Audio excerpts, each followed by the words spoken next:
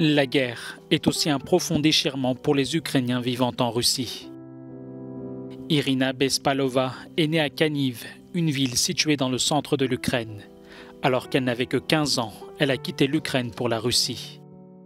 Aujourd'hui, elle est de nationalité russe et vit à Saint-Pétersbourg.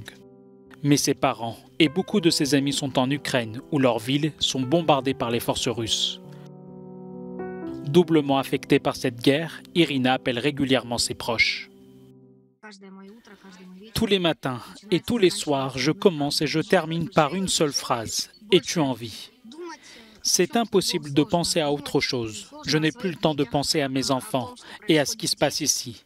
Tous ceux qui sont en Ukraine endurent une douleur indescriptible.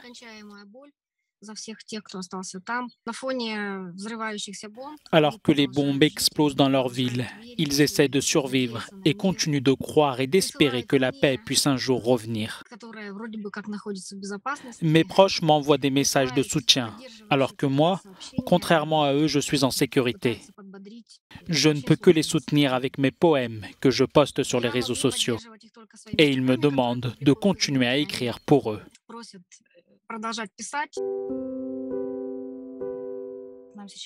Ici, on nous dit que les Ukrainiens doivent être anéantis. Mais je ne comprends pas. Je ne comprends pas comment mon professeur de musique, l'homme qui m'a appris à jouer au piano, peut être un nazi. Comment mon entraîneur peut-il être un nazi? Comment ma sœur peut-elle être une nazie? Et je ne comprends pas comment la Russie, le pays où je vis depuis si longtemps, peut-elle les bombarder, les tuer?